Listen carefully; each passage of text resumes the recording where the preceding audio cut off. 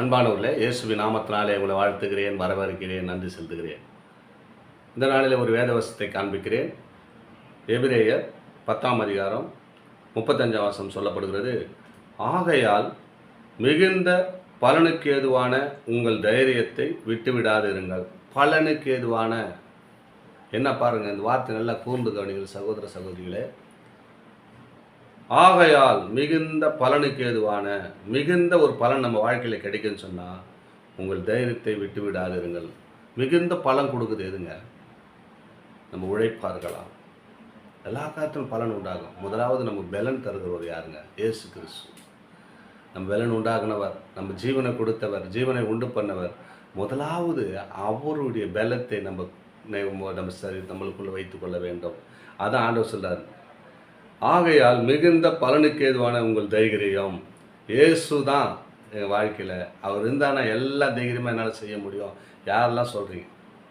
அவர் வந்துட்டானா என் வாழ்க்கையில் எல்லாமே உண்டாயிடுங்க அப்படின்னு அந்த தைரியம் உங்களுக்குள்ளே வந்துச்சுன்னா, இயேசு உங்களுக்குள்ளே வந்துட்டார், என் வீட்டுக்கு என்னோடு கூட என் இருதயத்தில் இயேசு வாசம் பண்ணுறாரு, இந்த தைரியம் உங்களுக்குள்ளே வந்துச்சுன்னா, அவர் தான் சொல்கிறாரு, அவர் மிகுந்த ஆஸ்தி உள்ளவர், மிகுந்த ஆசீர்வாதத்துக்குரியவர். அதை சொல்கிறார். எல்லாரும் காட்டிலும் இயேசு நமக்குள்ளே வந்துட்டார்னா எல்லா ஆசீர்வாதம் உங்ககிட்ட தாங்க இருக்கும். நம்ம யாருக்கிட்டையும் தேடி போக வேண்டியதில்லை. அதுக்கு தான் அவர் சொல்கிறார். ஆகையால் மிகுந்த பலனுக்கு ஏதுவான உங்கள் தைரியத்தை விட்டு விடாதிருங்கள். இயேசு என்னோடு கூட இருக்கிறார். என்ன ஒரு பிரச்சனை வரும்போது சோர்ந்து போகிறீங்க, என்ன இயேசு என்னை விட்டு இல்லையா, இயேசு என்ன கண் இல்லையா, மூக்கு இல்லைன்னு பேசல, அந்த தைரியத்தை இல்லைங்க. அது தைரியத்தை கெட்டு போகிற பண்ணுகிற காரியம். அதுக்கு சொல்லலை ஆண்டவர். என்ன சொன்ன? தைரியத்தை விட்டு விடாதிருங்கள். இயேசு நான் உன்னோடு கூட தான் இருக்கான். பிரச்சனை வந்தாலும், வேதனை வந்தாலும், துக்கம் வந்தாலும் நான் உன்னோடு கூட தான் இருக்கிறேன்பா. அந்த பலனுக்கு ஏதுவான அந்த தைரியம் பலனடையும் போது உனக்கு பலனுக்கு ஏதுவான உன் தைரியத்தை ஏன் விட்டு வருவீங்க? பலன் வந்தபோது தான் தைரியமாகறீங்க. ஒரு ஆபத்து, ஒரு பிரச்சனை வந்தால் சோர்ந்து போகிறீங்களே, அந்த இது விட்டு விடாதுங்கன்றார் ஆண்டவர். ஆகையால் மிகுந்த பலனுக்கு ஏதுவான உங்கள் தைரியத்தை விட்டு விடாதுங்கள். மிகுந்த பலன் வரும்போது மட்டும் அந்த தைரியமாக இருக்கிறீங்க. பலன் வெற்று போச்சுன்னா சோர்ந்து போகிறீங்க. ஆனால் நான் உன்னோடு கூட தான் இருக்கிறேன்ப்பா. சோர்ந்து போகிற நேரத்தில் உற்சாகப்படுத்துகிறவர் இயேசு.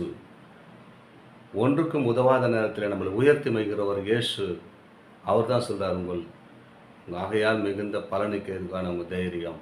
உங்கள் தைரியம் தாங்க வேணும். என்ன பிரச்சனை வந்தாலும் தைரியம், அதை விட்டு விடாதிருன்றார். எந்த தைரியத்தை? இயேசு என்னோடு இருக்கிறார். அந்த தைரியத்தை விட்டு விடாதிருங்கள்.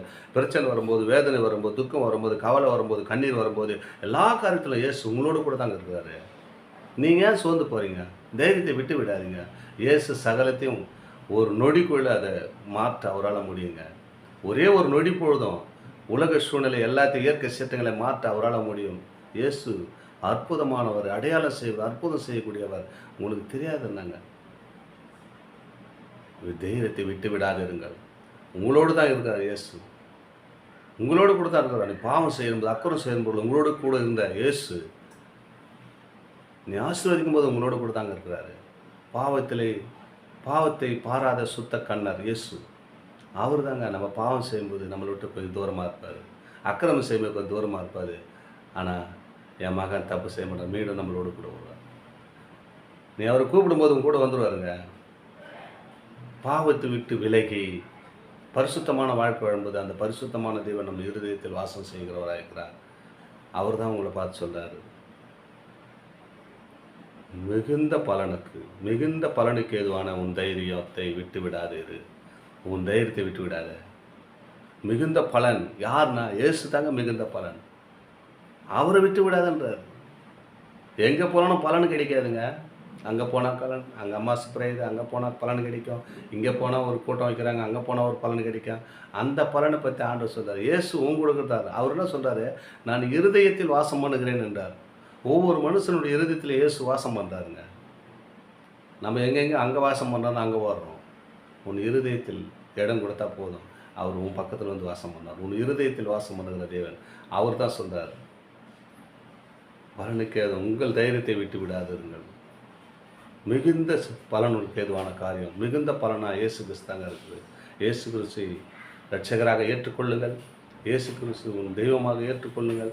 அப்போது மிகுந்த பலன், மிகுந்த சந்தோஷம் உன் வாழ்க்கையில் உண்டாக கர்த்தர் உதவி செய்வார்கள்.